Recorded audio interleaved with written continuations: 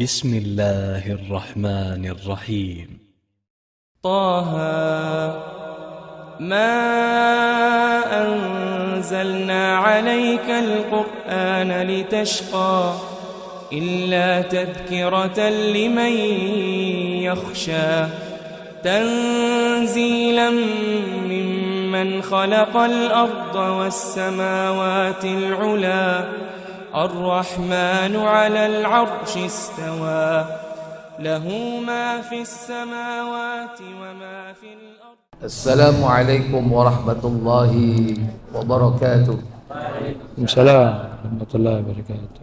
إن الحمد لله نحمده ونستعينه ونستغفره ونعوذ بالله من شرور أنفسنا ومن سيئات أعمالنا من يهده الله فلا مضل له ومن يضلل فلا هادي له وأشهد أن لا إله إلا الله وحده لا شريك له وأشهد أن محمدا عبده ورسوله.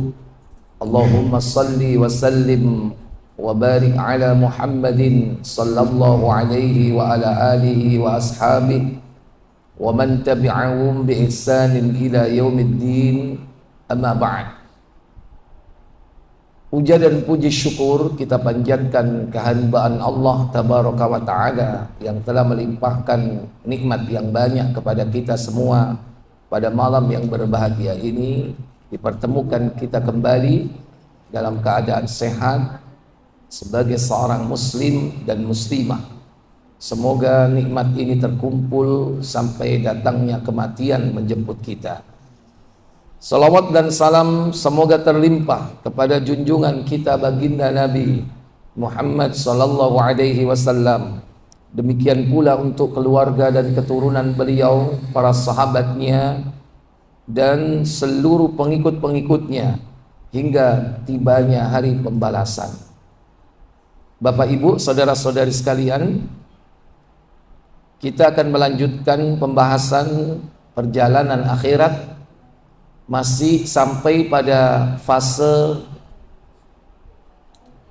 yaumul hisab, masih pada mahsyar ya, yaitu jenis-jenis manusia yang dibangkitkan oleh Allah di padang mahsyar.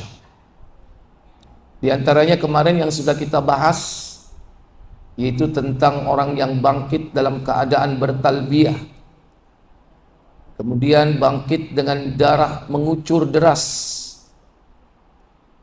Kemudian juga yang dibangkitkan dengan leher panjang, sudah kan? Itu para muadzin. Kemudian berikutnya, insya Allah itu yang kelima atau keenam, yaitu orang yang dibangkitkan oleh Allah di padang mahsyar. Orang ini diberi kebebasan untuk memilih bidadari. Jadi dia bebas memilih sesukanya siapa bidadari yang ia mau. Siapakah mereka ini? Yang jelas laki-laki atau perempuan? Ya. Yang disuruh memilih bidadari itu laki-laki atau perempuan? Ayo, jawab laki-laki, cek alote. Kok kayak ragu-ragu? Untung nggak dijawab perempuan. Kenapa malah wedok milih wedok? Ya, yang jelas dia adalah para lelaki. Cuman kriteria yang bagaimana? Laki-laki yang diberi kebebasan memilih bidadari. Kira-kira yang bagaimana? Ini saya tujukan pertanyaan ini ke ibu atau ke bapak ini? Ke bapak-bapak. Silakan Pak. Yang bagaimana Pak? Ya jelaslah soleh. Kriteria umum dia iman dan takwa. Tapi dia memiliki spesifikasi. Orang yang beriman, bertakwa, tapi dia memiliki kekhususan. Amalan apa sehingga dia diberi kebebasan memilih bidadari yang dia suka?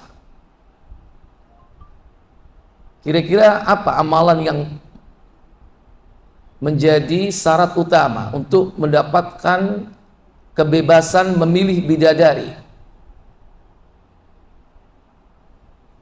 Kalau di sana itu dikasih bidadari aja udah seneng, Pak. Ini suruh milih, Pak. Ya. Kira-kira yang bagaimana? Ini apa dibuat pertanyaan, ada door prize atau gimana ini? Nggak ada, nggak punya apa-apa. Ini cuman aku yang silahkan nanti hadiahnya. Gimana ini? Siapakah mereka? Baik, saya tanya ibu-ibu. Kira-kira laki-laki yang bagaimana? Yang diberi kebebasan memilih bidadari?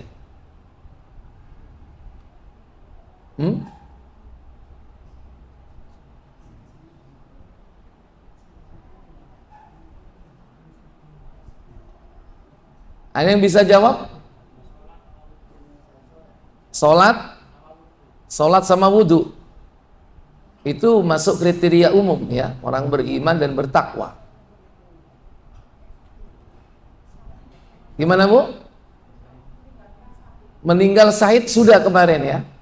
Kalau syahid itu dia diberi bidadari, gak boleh milih, cuman dikasih 72 bidadari, jadi jumlahnya banyak. Kalau ini bebas memilih. Kira-kira kalau ibu sesuatu yang tidak disukai oleh wanita terhadap suaminya itu apa? Bukan itu. Secara umum ya, wanita itu tidak suka suaminya ngapain? Loh, kok poligami? Bukan. Udah tadi dijawab, masih dijawab lagi. Hah? Yang tidak disukai oleh seorang wanita atau istri terhadap suaminya. Hah? Selingkuh itu mah sudah bukan beriman bertakwa lagi. Ini beriman bertakwa. Suaminya soleh.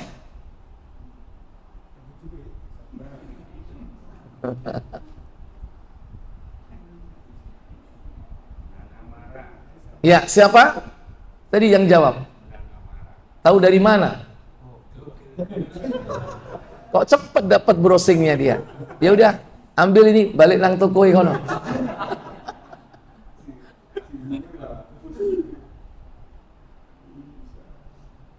Yaitu laki-laki yang mampu menahan amarah. Laki-laki yang gak marah sama istrinya, padahal dia mampu melampiaskan. Seorang bapak yang tidak marah kepada anaknya, padahal dia mampu melampiaskan. Jadi orang laki-laki yang tidak marah kepada siapapun yang menjadikan dia marah, itu nanti disuruh milih bidadari. Dipanggil, Rinio, Fulan, disaksikan oleh barang banyak, ini bidadari, ayo pilih. Angel nggak Pak? Hah? Angel nggak Bu? Cari bojo juga tuh, angel. Jarno cekak milih bidadari, milih aku ae.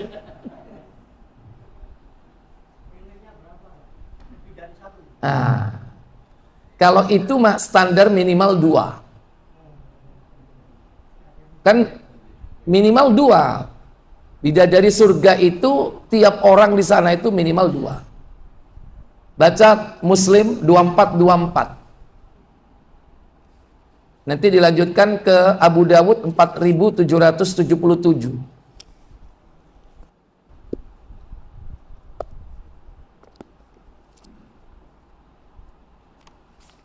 Itu dari bidadari ya, bukan dari istri dunia. Kalau istri dunianya masuk surga juga, tetap akan menjadi istrinya. Bidadari itu tambahan, selain istri dunianya yang masuk surga. Nah, istri bidadari itu 2. Nah, istri dunianya terserah dulu berapa loh, ya kan? Dan yang masuk surga berapa kan gitu kan? 2 siji kamu busur kok, yus oleh bidadari toh. Silakan.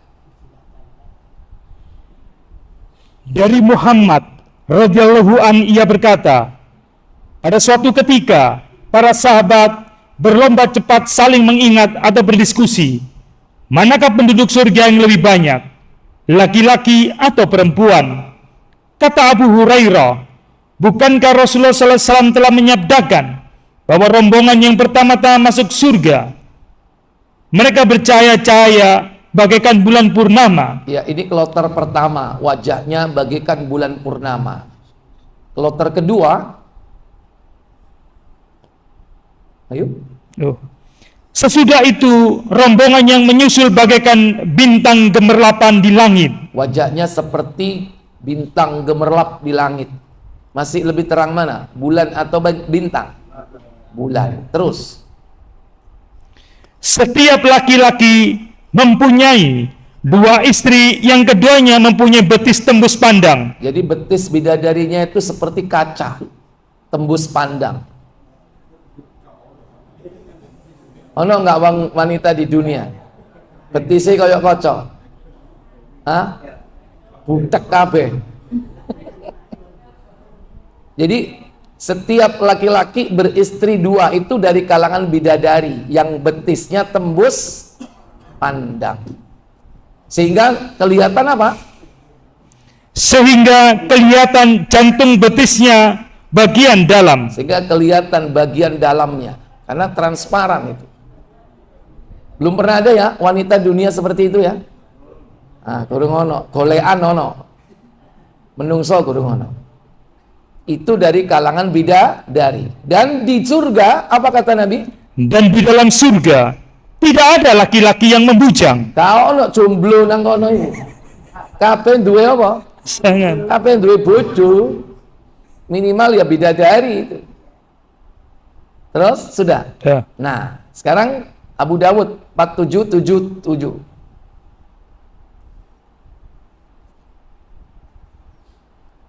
Ya, dari Mu'ad bin Anas.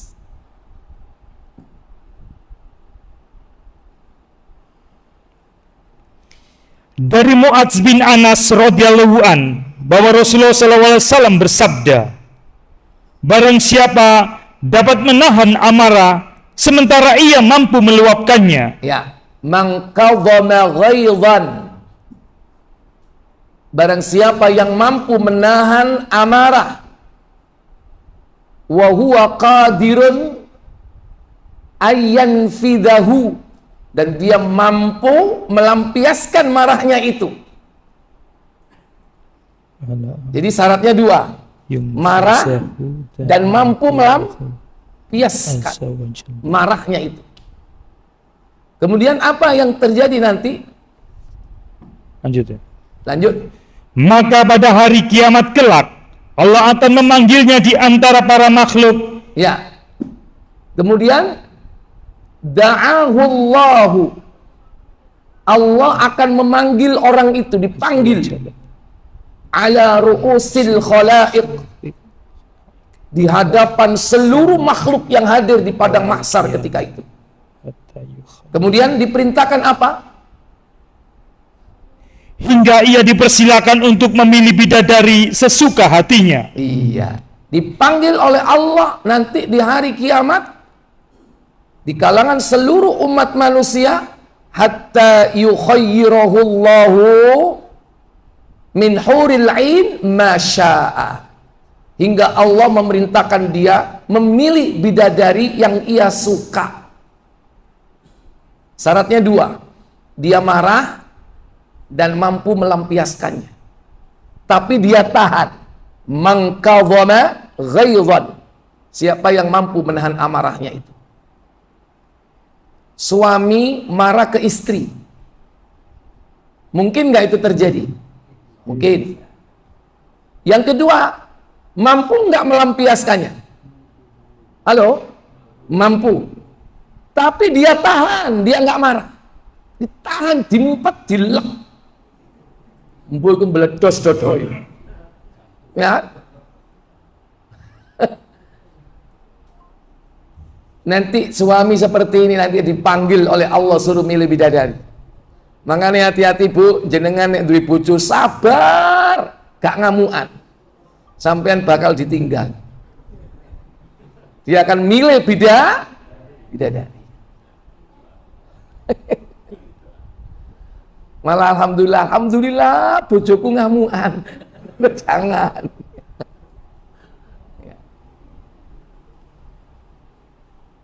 Bapak marah sama anak, mungkin nggak itu terjadi? Mampu nggak melampiaskan? Tapi dia tahan. Dia nggak lampiaskan. Gitu kok no HP dihilang no. Isok nggak ngamuk wong tua nih. Itu kono sepeda motor dihilang no. Tapi bapaknya meneng gak ngamuk, peringas. Itu calon yang akan disuruh milih bidadari surga.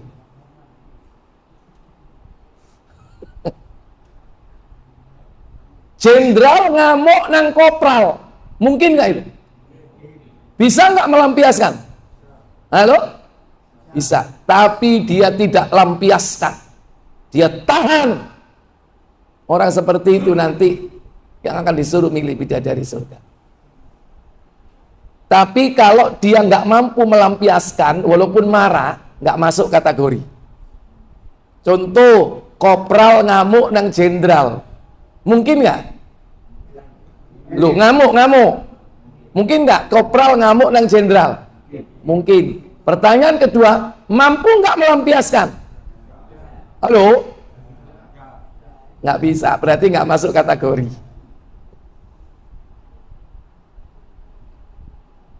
Istri ngamuk nang bojo lanang, sing lanang, bojo nih sing lanang.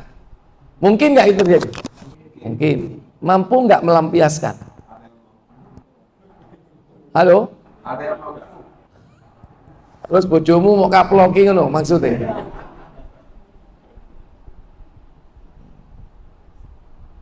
Oleh karena itu, orang yang menahan amarah itu sudah tingkat tinggi.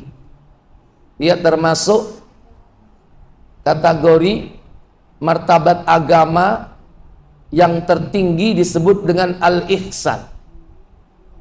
Paling basic itu al-Islam. Menengah, intermediate, al-iman. Paling tinggi al-ihsan. Itu sudah tingkat tinggi. Kata Allah dalam surah Ali Imran, surat 3, ayat 133. Wasari'u ila maghfiratin min rabbikum wa jannatin 'arduhas samawati wal ard u'iddat lil muttaqin.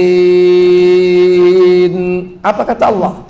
Dan bersegeralah kamu kepada ampunan dari Rabb-mu dan kepada surga yang luasnya seluas langit dan bumi yang disediakan untuk orang-orang yang bertakwa. Surga yang luasnya seluas langit dan bumi disediakan untuk siapa? Orang-orang yang bertakwa. Ini tingkat martabat tertinggi kedudukan di dalam Islam, yaitu orang-orang muttaqin. Siapa mereka? Alladzina yunfiquna fis sarra'i wad-dharra'i wal kadhiminal ghaidha wal 'afina 'anil nas wallahu yuhibbul muhsinin. Apa kata Allah?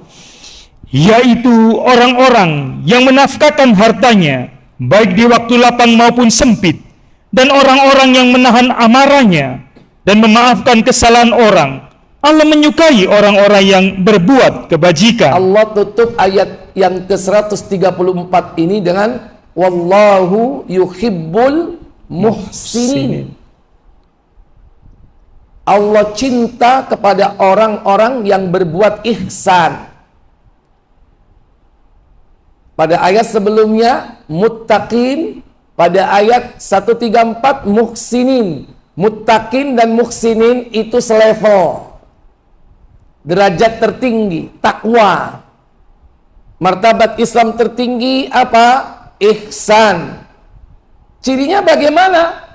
Tadi itu Yunfikuna fis sarra'i wad dharra, menginfakkan harta di waktu lapang maupun sempit.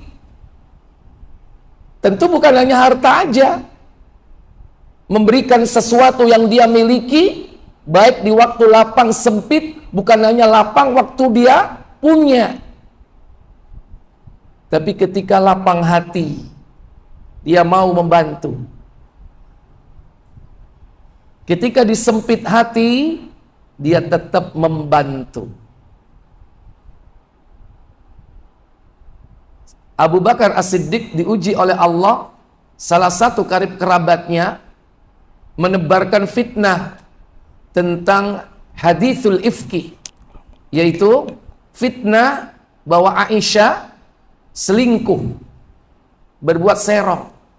Itu karib kerabat Abu Bakar sendiri.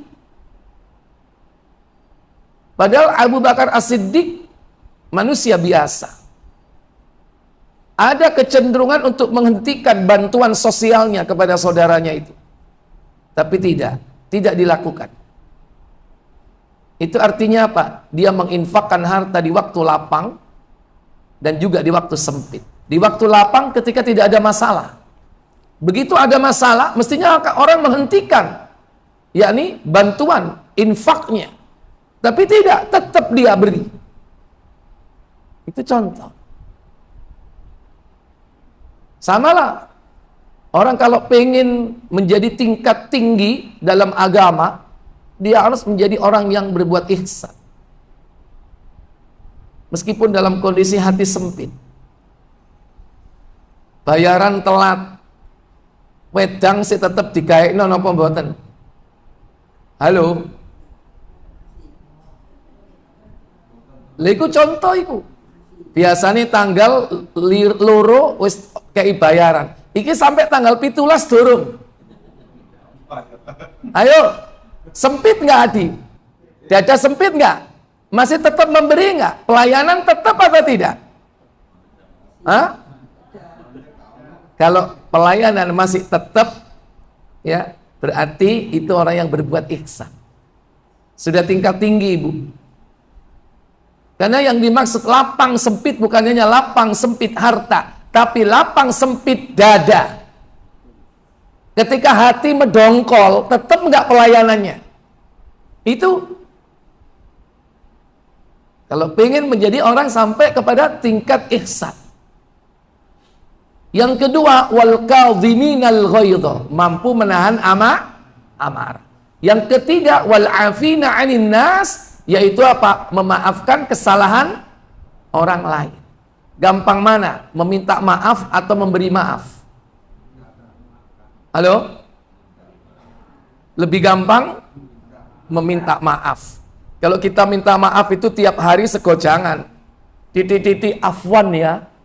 Sepurone nggih. Ngapunten nggih. Maaf ya. Gampang. Tapi begitu ada orang datang ke kita, jeng sepurane nggih jeng nggih. Sementara dia punya salah besar kepada kita. Mau memaafkan nggak? Halo, ntar saya tanya ibunya. Bu, jeng, aku njaluk sepuro jeng. Apa? Oh, kan duwe salah apa? Aku duwe salah nang sampean. Salah apa sampean? Aku suka nggodha bojomu. Saya tanya, memaafkan nggak? Orangnya datang minta maaf. Kon kok sing jawab, aku takut ibu-ibu kok.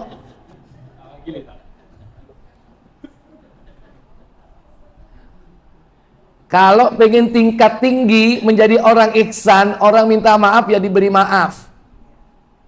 Ya wis jeng tak sepuro jeng, tapi ojo sampean ulah. Nah, ngono ya kan? Pokoknya kok nek sampean ngulangi maneh.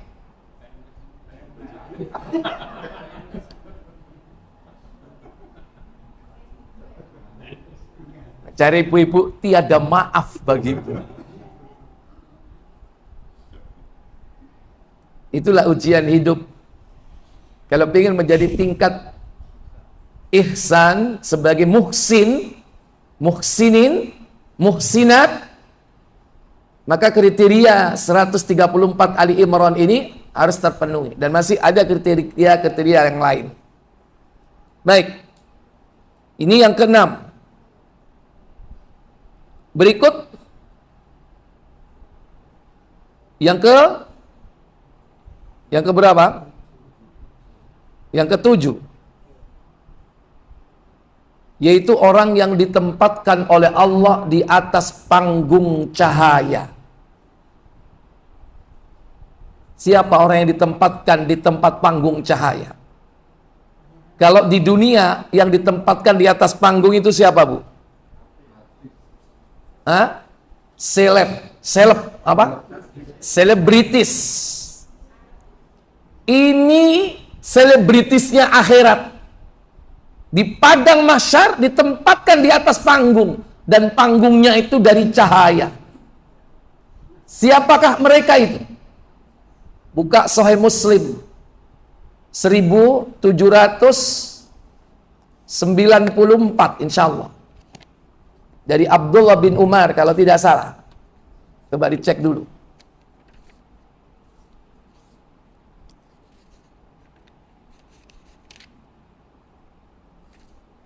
Iya.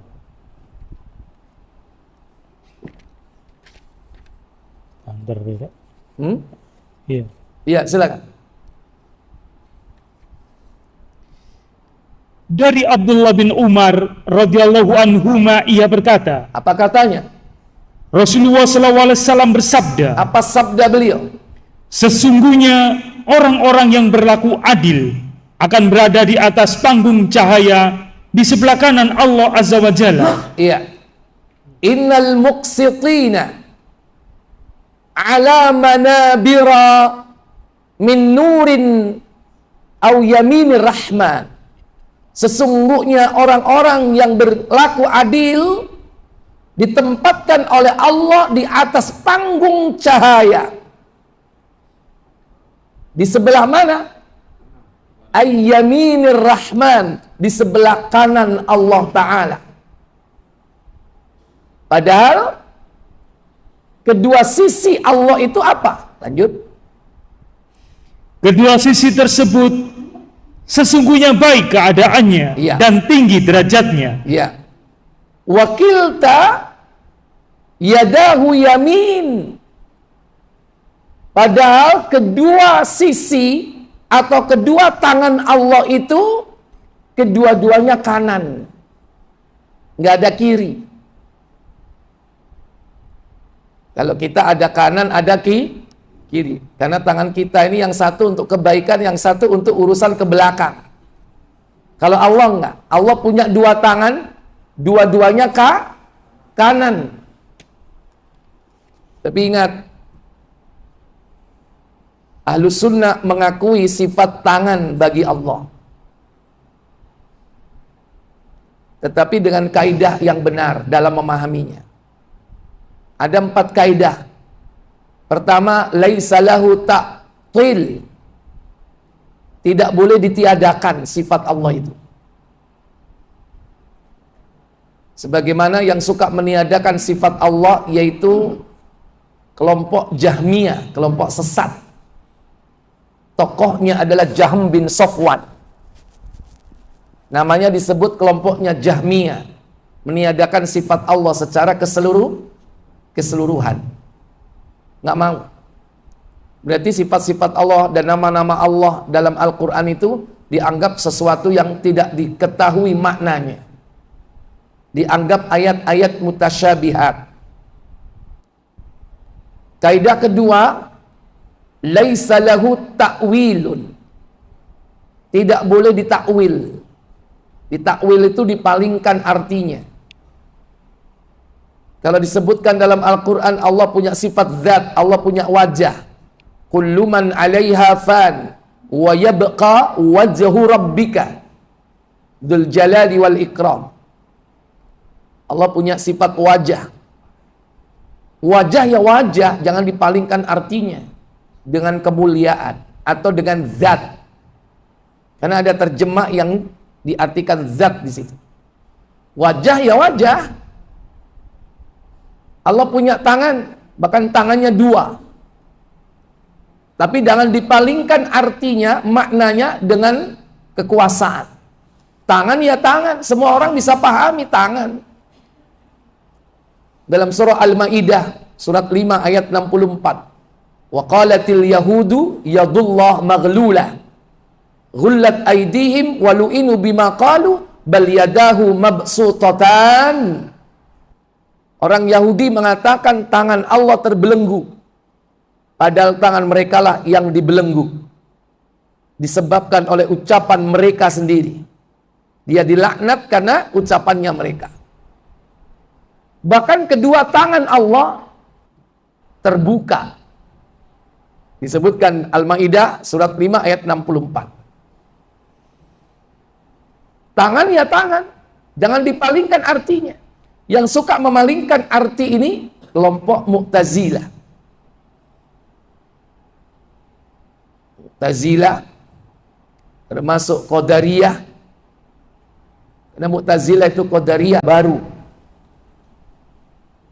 Demikian tadi termasuk Mu'attilah. Mu'attilah itu yang meniadakan sifat walaupun hanya sebagian. Sebagian diterima, sebagian ditolak. Sebagian besar yang ditolak, yang diterima cuma 20. Pernah dengar sifat 20? Sampai hafal ngono lho. Hafal sifat 20. Nek mari azan kan pujian.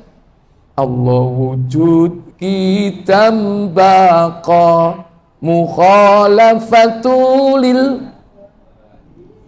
Kan iso nyambung mantan berarti sampean itu. Ya. Itu yang diterima, yang diakui hanya 20 sifat. Padahal sifat Allah itu lebih dari itu. Ini termasuk menolak sifat.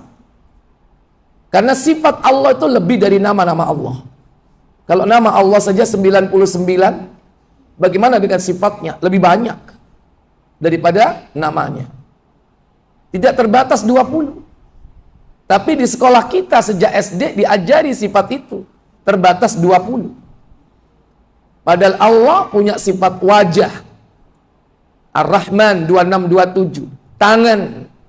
Al-Maidah 64. Punya sifat apa lagi?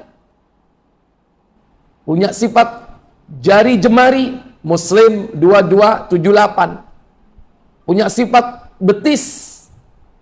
Disebutkan tentang betis Allah. Kemudian ada telapak kaki.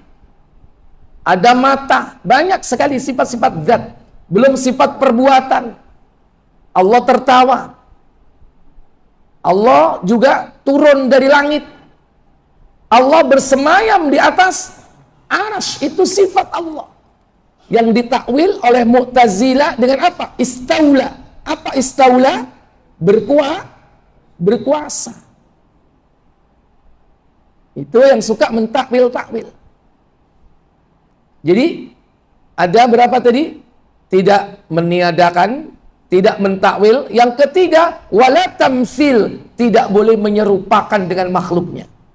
Meskipun tangannya dua, jangan digambarkan kayak tanganmu. Beda dengan tangan makhluk. Beda dengan tangan ciptaannya. Ciptaan-ciptaan atau makhluk-makhluknya. Jangan disamakan. Bahkan puncak dari penyamaan sifat ini apa? Manunggal. Bahwa Allah itu bisa menyatu dengan makhluk. Ini sudah semakin parah kalau sudah seperti itu. Makanya ada akidah ittihad, manunggal. Penyatuan. Manunggaling kawula. Nah, itu akidahnya. Al-Halaj, Ibnu Arabi, Syekh Siti. Nah, itu. Bahkan yang keempat, wala takyif, tidak boleh menanyakan hakikatnya. Seperti apa bentuknya, panjangnya, warnanya. Tidak boleh bertanya tentang itu. Ini 4 kaidah Ahlus Sunnah wal Jamaah dalam memahami sifat-sifat dan nama-nama Allah. Ya, termasuk dalam hadis tersebut bahwasanya kedua sisi tangan Allah itu yaminun mubarakatun, yaitu kanan yang diberkati.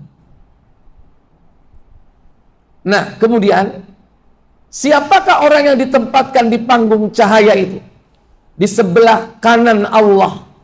Silakan. Yaitu orang-orang yang berlaku adil dalam hukum. Iya. Pertama, hum ya'diluna fi hukmihim. Mereka yang adil dalam perkara hukum. Berarti penegak hukum. Penegak-penegak hukum yang adil ditempatkan di panggung cahaya. Siapa penegak hukum? 1, hakim. 2, jaksa. 3, lawyer, apa? Pengacara. 4, polisi. 5, biasanya sing gawekno klambi orange. KPK. Kalau dia menegakkan keadilan, dia ditempatkan di atas panggung cahaya. Bagaimana dengan selain itu? Baik, 1, adil dalam perkara hukum. 2, Adil terhadap keluarga. wa ya'diluna fi ahlihim. Mereka adalah orang-orang yang adil di dalam keluarga. Adil kepada istri, adil kepada anak. Adil kepada anak, nggak boleh pilih kasih. Adil kepada istri, apa pengertiannya? Tidak zalim. Ingat, adil kepada istri itu gak nunggu istri 2, istri 3, istri 4. Istri 1 pun harus adil. Apa makna adil? Tidak berbuat zalim. Nek ana wong lanang kait rabi, bojone gak gawe jilbab sampai duwe anak 5, gak gawe jilbab, iku wong lanang adil apa enggak? Halo? Wong lanang zalim apa enggak? Zalim. Walaupun istrinya cuma 1, dibiarkan dia tidak terdidik. Kok bisa mulai nikah sampai anak 5, bahkan wis tuwa, sik bloderan gak gawe jilbab. Ya, itu mulai dari nikah nggak bisa baca Quran, padahal saya itu wis deputu, sik pancet gak iso maca Quran. Siapa yang zalim itu? Suami. Itu suami yang nggak berbuat adil. Jadi adil dalam keluarga, kepada istri, kepada anak-anak.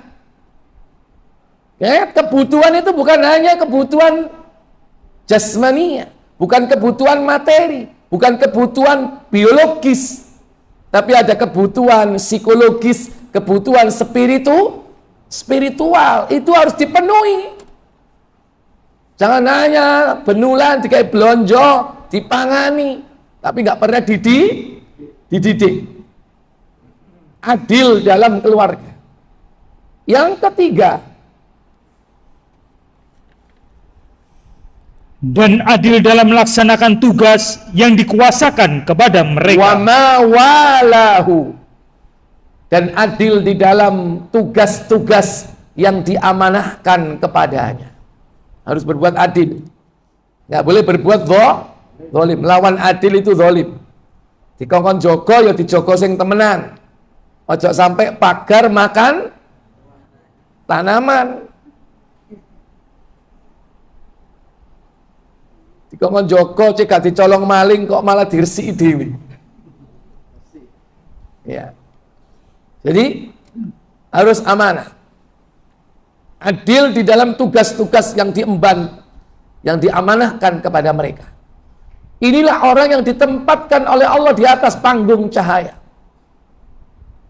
Baik. Kemudian yang ke-8. Nanti di padang mahsyar itu ada yang ditempatkan di atas panggung, juga ada yang ditempatkan di sebuah naungan.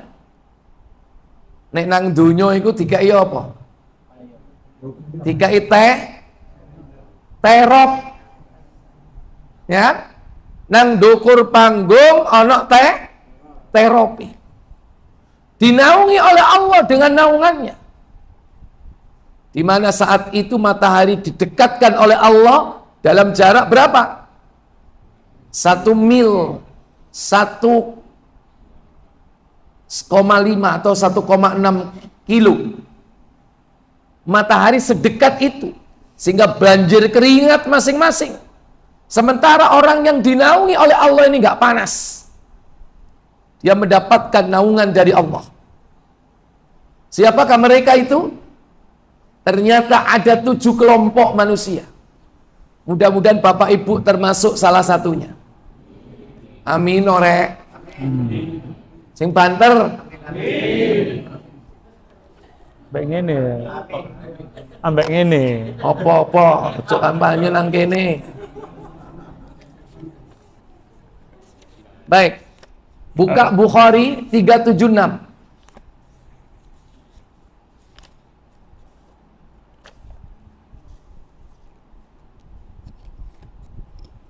Ya. Dari Abu Hurairah radhiyallahu an, dari Nabi sallallahu alaihi wasallam, beliau bersabda, Apa sabda beliau? Allah Subhanahu wa taala akan memberikan naungan kepada 7 jenis orang pada hari kiamat, di mana tidak ada naungan ketika itu kecuali naungan Allah. Iya. Sab'atun yudilluhumullahu fi dhillihi.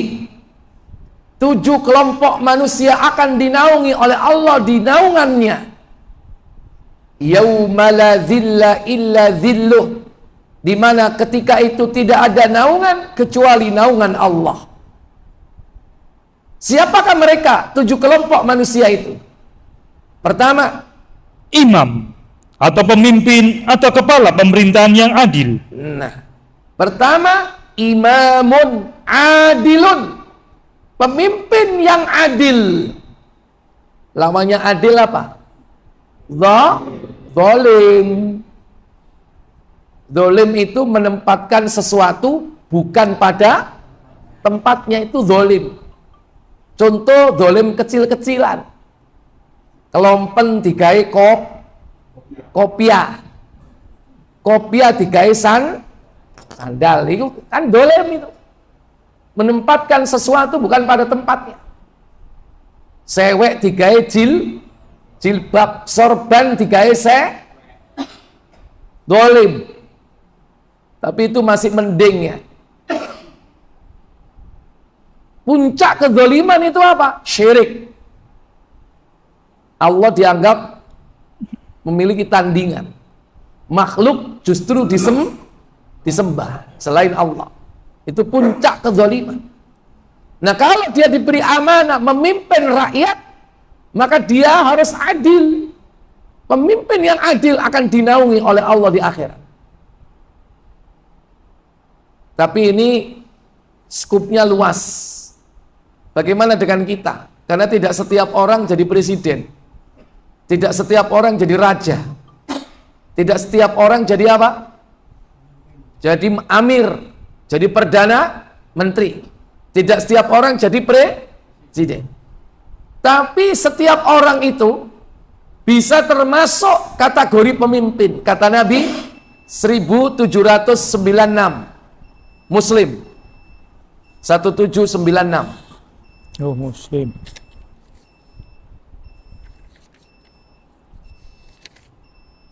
Iya. Iya, silakan. Dari Ibnu Umar radhiyallahu anhuma, dari Nabi sallallahu alaihi wasallam, beliau bersabda, Apa sabda beliau?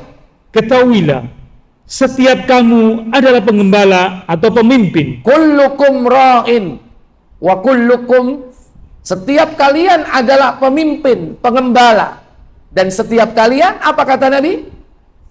Dan setiap kamu akan ditanya tentang gembalaanmu atau kepemimpinanmu. Wa kullukum mas'ulun ar-ra'iyatih, setiap kalian akan diminta pertanggungjawaban kelak di hadapan Allah. Nah, di sini ada beberapa kategori. Pertama, seorang amir, raja. Apa kata Nabi? Seorang amir, raja, penguasa, pembesar atau pemimpin yang berkuasa terhadap rakyat akan ditanya tentang kepemimpinannya. Iya, ini skup luas. dalam sebuah teritorial yang luas, jumlah yang dipimpin atau ro'iyat yang dipimpin itu ro'iyat, diserap dalam bahasa Indonesia jadi rakyat, itu artinya yang dipimpin sangat banyak sekali, jutaan, bahkan ratusan juta. Yang kedua,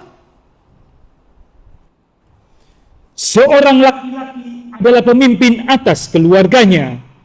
Dia akan ditanya tentang kepemimpinannya. iya, warrijal atau warrajul ra'in ala ahli.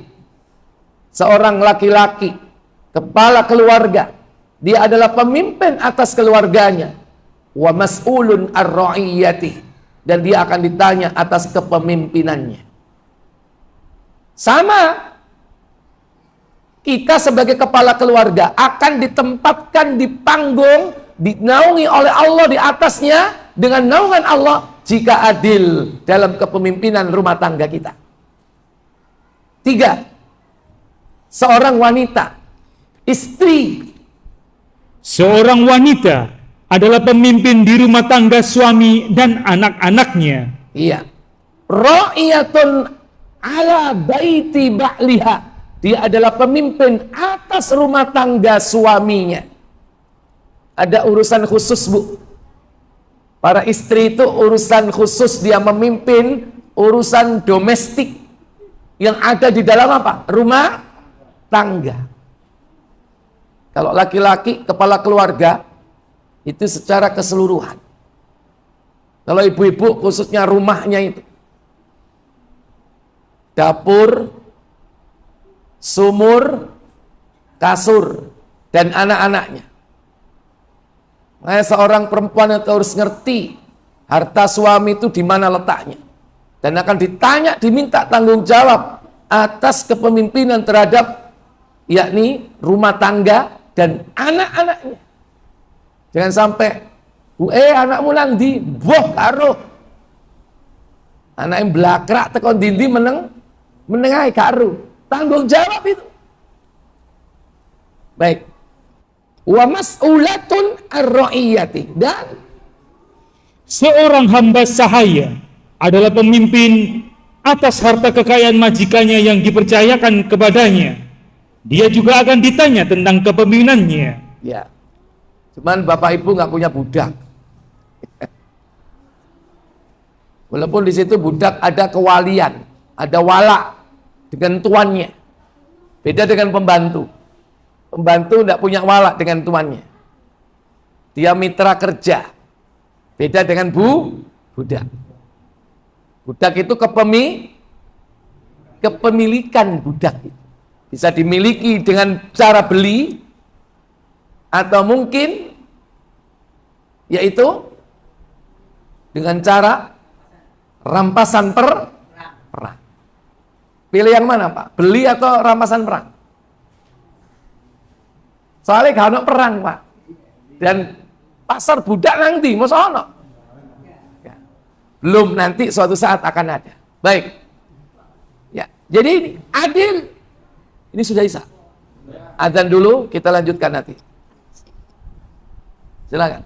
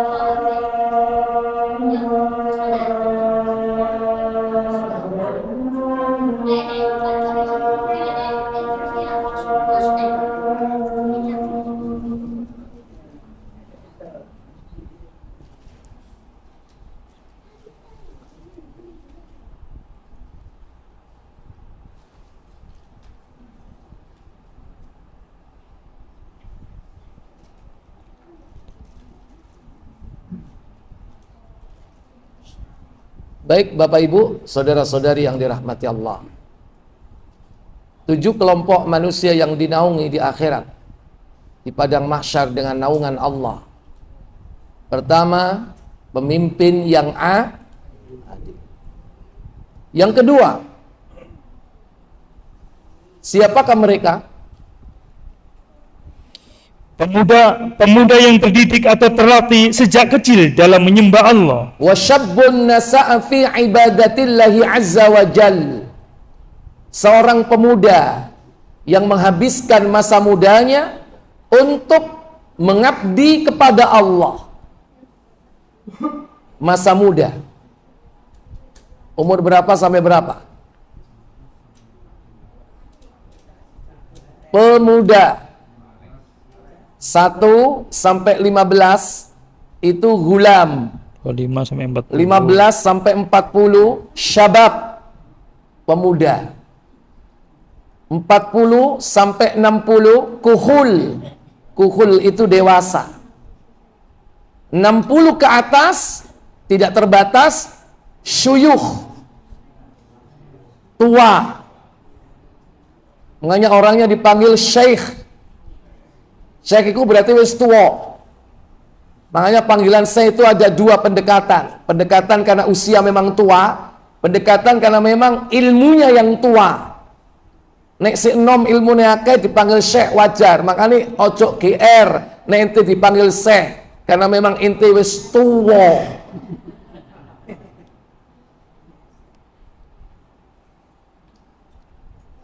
Yang masa paling lama mana tadi? Pemuda 15-40 berapa berarti? 25 tahun. Dan itu akan menjadi pertanyaan khusus di akhirat nanti pada pembahasan yaumul hisab, yaitu masa muda.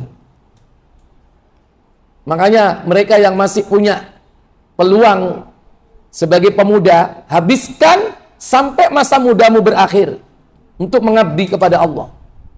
Yang di bawah 40 sopo ngacung sampai wis brewok putih ngacung ngisore 40 yo. Berapa sini? Di bawah 40. 1 2 3 4. Lapo Pak Leksi ngacung. Ya. Menghabiskan masa muda untuk beribadah. Ibadah dalam arti luas, baik yang umum atau khusus. dihabiskan untuk ibadah kepada Allah, tidak meninggalkan yang wajib, sholat 5 waktunya, puasa Ramadannya.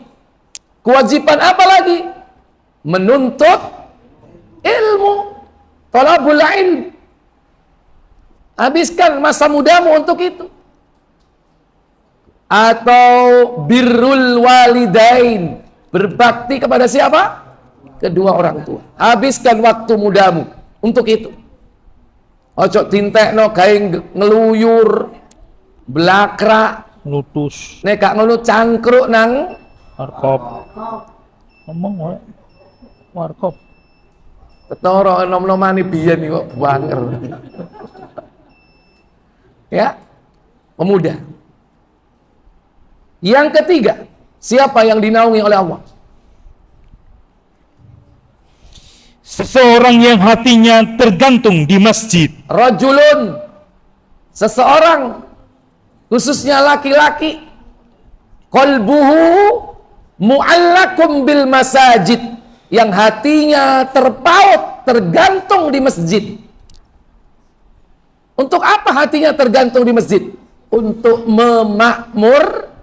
memakmurkan masjid. Soboy masjid, sopo masjid duduk pindah turu. Oleh nang omahe gak ono AC ne masjide ono bukan. Di masjid dia makmurkan masjid dengan ibadah kepada Allah, salat berjamaah, membaca Al-Qur'an, berzikir, sumpak-sumpak melayu nangdi. Pos kamling apa masjid? Masjid. Dan kemana dia pergi kalau dia safar? Tempat yang dirindukan, restoran apa masjid? Temenah. Coba nek ngelencer sing ditakokno, "Rek, mangan nang ndi rek sing enak?" Apa golek masjid? Halo. Kadang-kadang nang masjid digawe piscur. Ya? Hanya untuk apa? Buang air. Habis buang air pergi. Gak wudhu, gak sholat tahiyatul masjid, walaupun belum waktunya sholat. Setelah buang air, bersuci, wudhu, sholat 2 rakaat tahiyatul masjid. Hormati itu pemilik masjid itu. Siapa pemilik masjid? Allah. Itu takmir. Kayak apa takmir dihormati?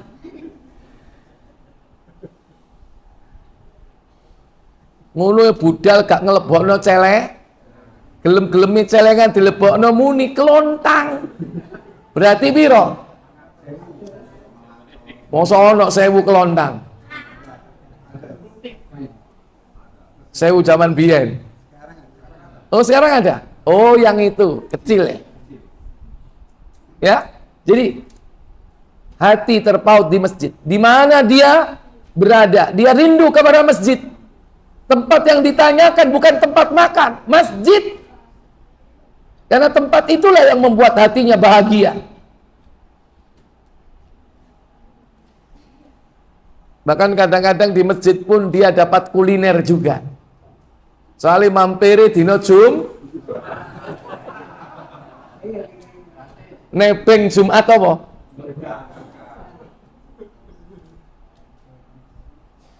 Baik. Yang keempat, Dua orang yang saling mengasihi karena Allah, mereka berkumpul karena Allah dan berpisah karena Allah. rajulani, 2 orang lelaki, tahabba fillah, yang saling mencintai karena Allah, menyayangi karena Allah, dia bersahabat.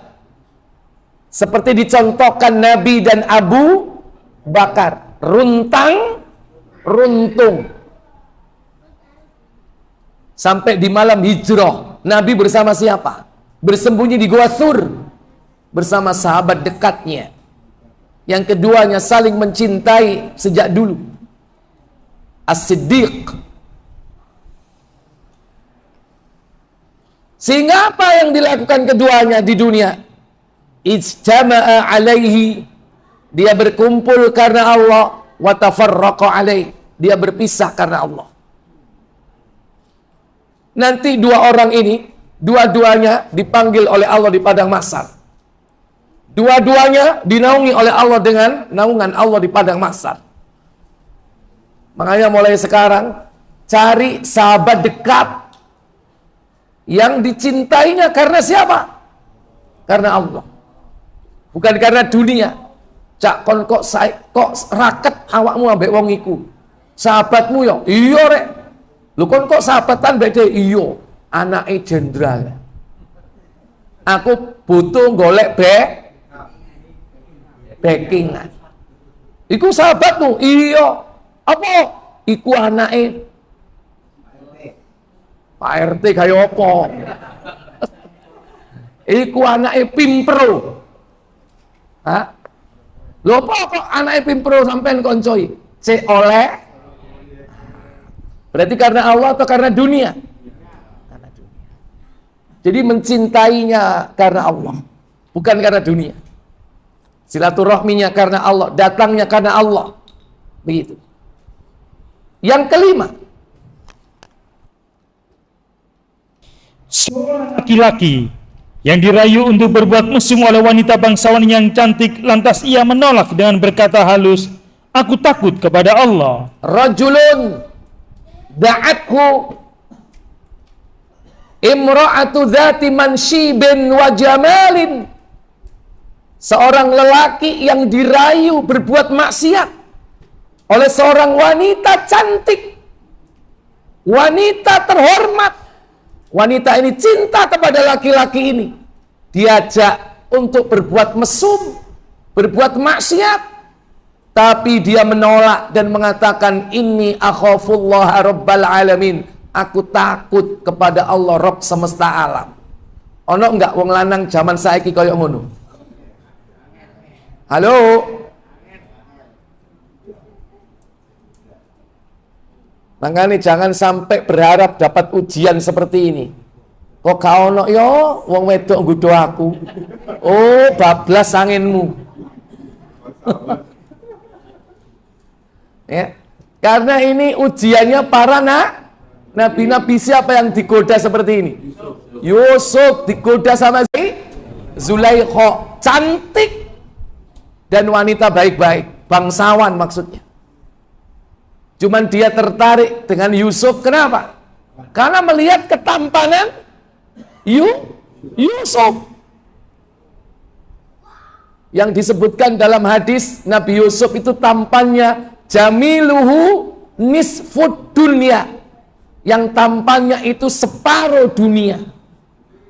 Jadi kalau tampan itu 100%, 50% tok gaya Yusuf, 50% liyane dibagi wong sak donya, biyen sampai saiki sing dapure kaya ngene iki.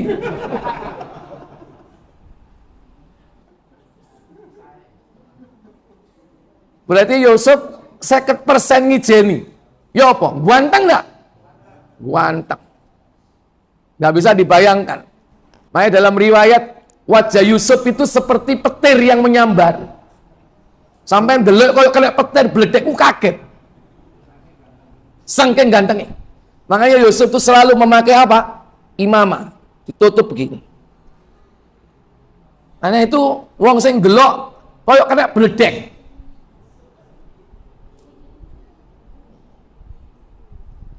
Bayangno Zulaikha bendino kepethuk sapa? Yusuf. Makanya kan ketika terjadi kasus itu kan, dilokno iku Zulaikha seneng ambek anake dhewe. Mosok wong wedok murahan ya. Gosip itu, Pak. Di ibu-ibu Dharma Wanita bukan. Pejabat-pejabat apa? Iya, pejabat-pejabat Mesir ya. Apa namanya? Kerajaan Mesir ketika diundang, dikai lading, dikai buah. Suruh silakan ibu-ibu dikupas itu buahnya, ayo kita makan bersama. Yusuf kongkon metu. Sup keluar, mek metu tok. langsung delongok kabeh. Ujub tuh. Lu. Ya. Dalam surat Yusuf dikatakan ma hadza basyara. Iki bukan manusia. Tapi apa? Hadza malakum karim. Ini malaikat yang mulia. Ambek ngirisi apa? Drijine diirisi. Gak ero nek sing diirisi iki apa? Tangane dhewe. Begitu Nabi Yusuf liwat wis ilang, gak ketok, baru kroso. Betul, ya. Faqatta'na aydiyahun. Ya, mereka memotong tangannya sendiri, dipotong tangannya dhewe, Pak. Saking landhepe iku gladeng iku. Karena wajah Yusuf itu membawa efek anestesi. Apa anestesi? Efek bius. Padahal dileseres ketika saya ono, saya didelok, itu gak kerasa, Pak. Begitu gak ono Yusuf baru kerasa. Zulaikha ngintip, rasakno kon yo. Kon sik sepisan delok koyok ngono kon.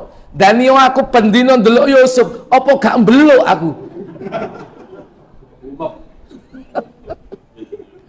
Makanya kan Zulaikha kan manggil, "Sof, ta'al, kemari yo Sof, rini yo.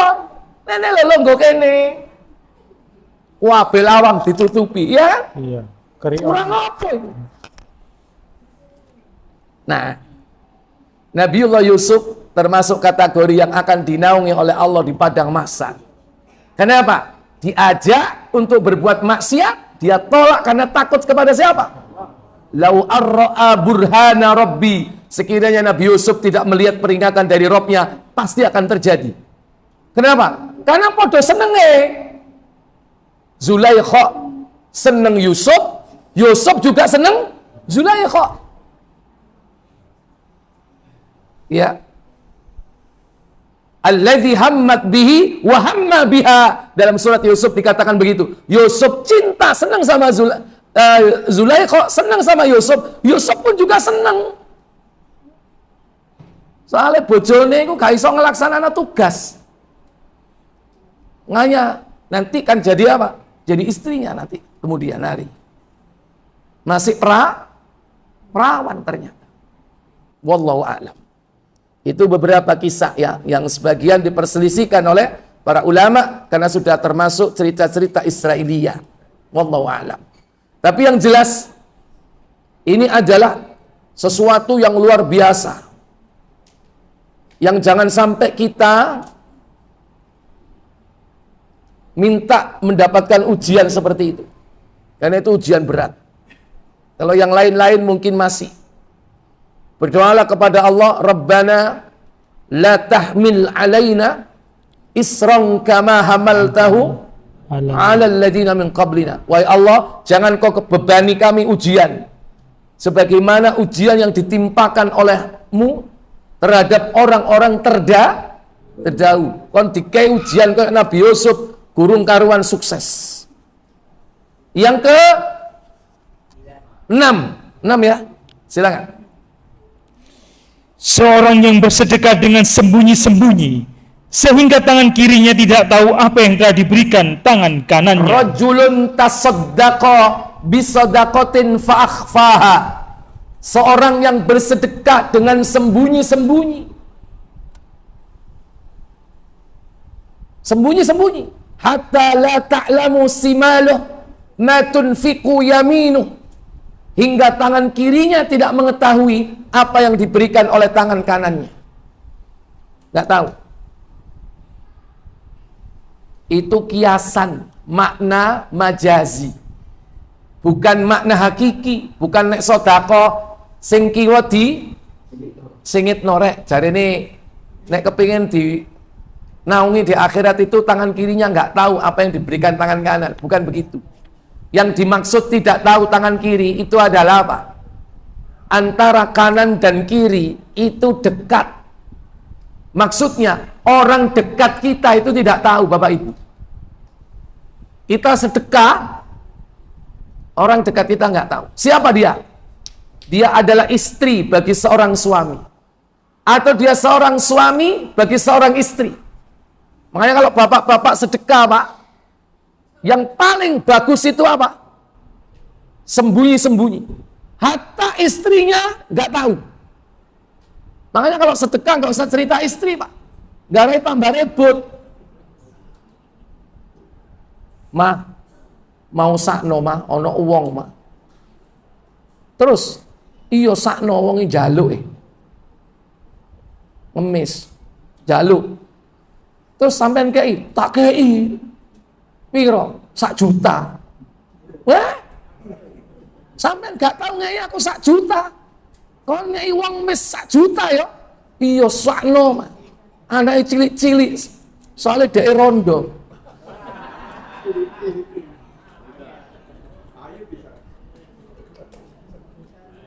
Berarti ada apa ini?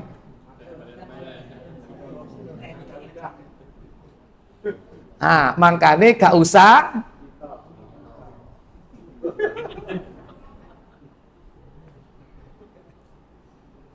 ibu-ibu juga begitu. Kalau misalnya sedekah nggak perlu cerita suami selama hartanya milik sendiri. Kalau milik suami harus apa? Izin. Ya, mau ono uang mis tak jupukno duitmu. Piro nang dompet warna abang.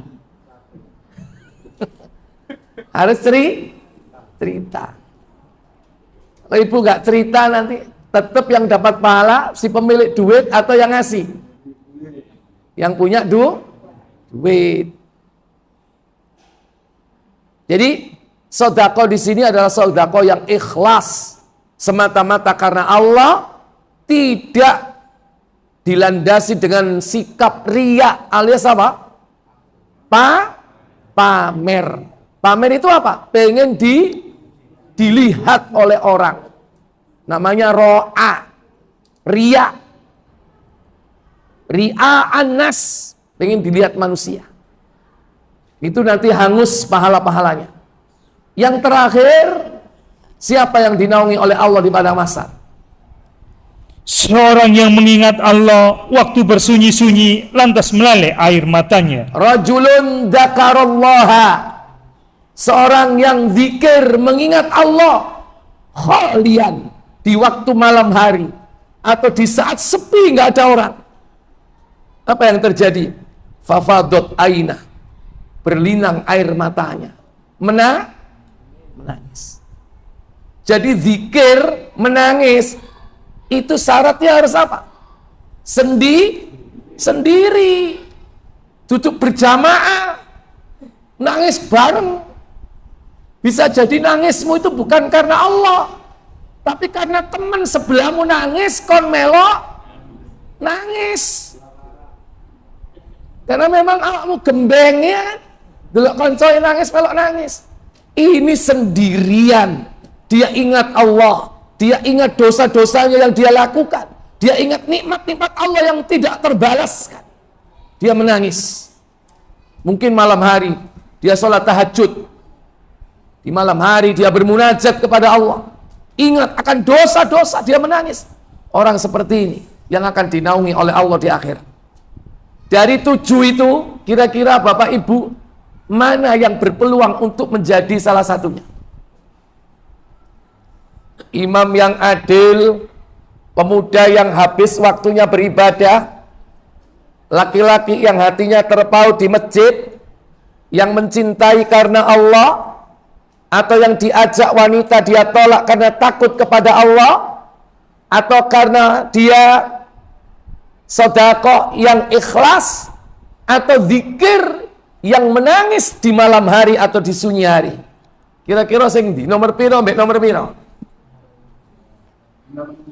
6-7 sedekah ikhlas ambek zikir nangis. Ya. Yang lainnya kan seje-seje.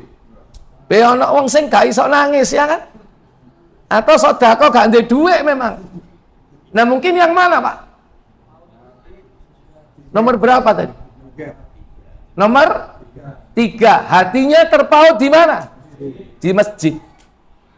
Insya Allah. Kalau kita betul-betul menjadi salah satu di antara 7 itu, peluang besar untuk mendapatkan karunia di padang mahsyar dinaungi oleh Allah dengan naungan Allah. Semoga kita nanti diberi kemudahan menjadi salah satu atau bahkan 7-7-nya kalau bisa, kalau mampu atas kehendak Allah tabaraka wa ta'ala. Wallahu a'lam. Mungkin ini Bapak Ibu Saudara sekalian pembahasan tentang jenis-jenis manusia di akhirat, khususnya yakni orang-orang mukmin. Berikutnya yaitu kelompok orang-orang kafir dan orang yang banyak dosa. Bagaimana bentuk-bentuk mereka? Kalau ini orang mukmin dan orang-orang yang beramal soleh. Berikutnya adalah orang-orang kafir dan orang-orang yang ahli berbuat dosa. Seperti apa? Insya Allah nanti kita akan bahas pada pertemuan yang akan datang. Wa akhiru da'wana walhamdulillahirabbil alamin. Subhanakallahumma wa bihamdik asyhadu an la ilaha illa anta astaghfiruka wa atubu ilaik. Wassalamualaikum warahmatullahi wabarakatuh.